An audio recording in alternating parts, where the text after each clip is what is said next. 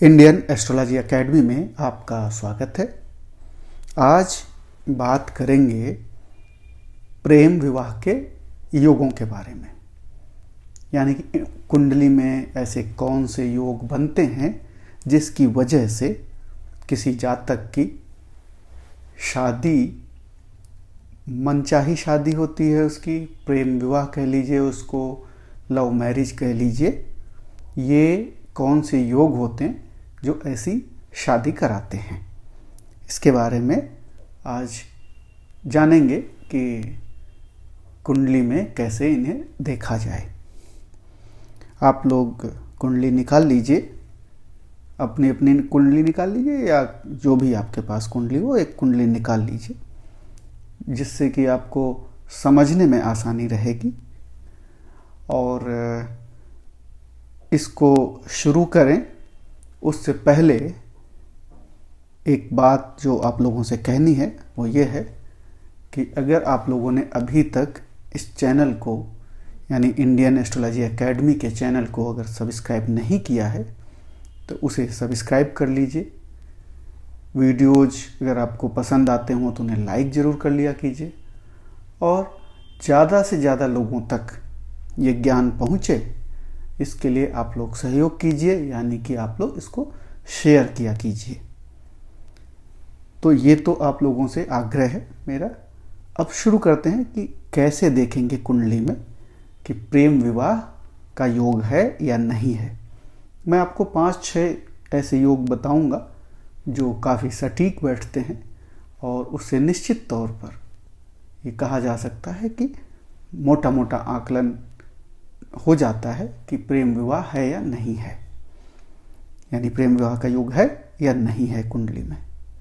जैसे कि ये उदाहरण कुंडली है, अभी ये इसमें आप जिस लग्न की कुंडली बनाना चाहे बना सकते हैं। तो आप लोग अपनी अपनी कुंडली देखिए, और पहला योग जिसको मैं आपको बताना चाहूँगा वो पहला योग ये है कि अगर 5th लॉर्ड और 7th लॉर्ड, यानी कि ये 5th लॉर्ड हुआ और यहाँ का जो राशि होगी उसका लॉर्ड 7th लॉर्ड, ये आप बात समझ रहे हैं ना। जो राशि यहाँ होगी, मान लिया ये वृषभ लगन की कुंडली हो, तो आप देखेंगे ये आ जाएगा इस तरीके से। तो ये 5th लॉर्ड कौन सा होगा, यहाँ पर मरकरी होगा, और यहाँ पर 8 नंबर की राशि है, 7th लॉर्ड क्या होगा, मंगल होगा। ठीक है ना। ऐसे लॉर्ड्स निकालते हैं कि जो राशि होती है उसका जो लॉर्ड होता है, यानी उसका जो राशिश होता है वो लॉर्ड हो जाता है। तो अगर इनमें एक्सचेंज हो, यानी कि मंगल यहाँ आ जाए, मरकरी यहाँ चला जाए, यानी कि ये 7th लॉर्ड था, ये 5th लॉर्ड, तो अगर इनमें एक्सचेंज हो जाए, राशि परिवर्तन हो जाए, तो ये एक महत्वपूर्ण योग बनता है प्रेम विवाह के लिए। दूसरा योग, लग्न और 7th लॉर्ड में एक्सचेंज हो जाए, यानी ये अगर जो आपका लग्न है और जो 7th लॉर्ड, यानी कि अभी जैसे मैंने बताया जो राशिश होता है उसके बीच में अगर एक्सचेंज हो जाए,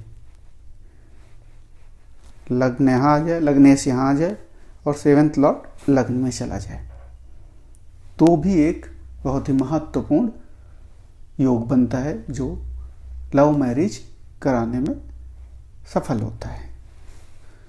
तीसरा योग, लग्न लॉर्ड यानी लग्नेश और 12th लॉर्ड के बीच में एक्सचेंज हो जाए, तो ये योग भी बहुत ही महत्वपूर्ण योग बनता है, यानी कि लग्न लॉर्ड लग्नेश और 12th लॉर्ड के बीच में, 12th लॉर्ड यानी 12वें भाव में जो राशि है उसका जो राशिश है उसके बीच में एक्सचेंज हो जाए, तो भी ये बहुत ही महत्वपूर्ण योग बनता है।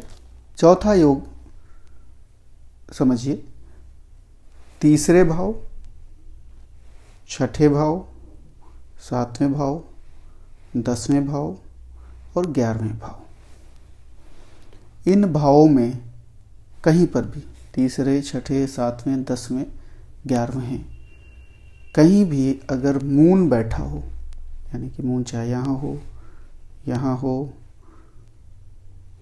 यहाँ हो, यहाँ हो या यहाँ हो, इनमें से किसी एक में मून बैठा हो और उस पर जुपिटर अथवा मरकरी की दृष्टि हो, इन्हें जुपिटर अथवा मरकरी देख रहा हो।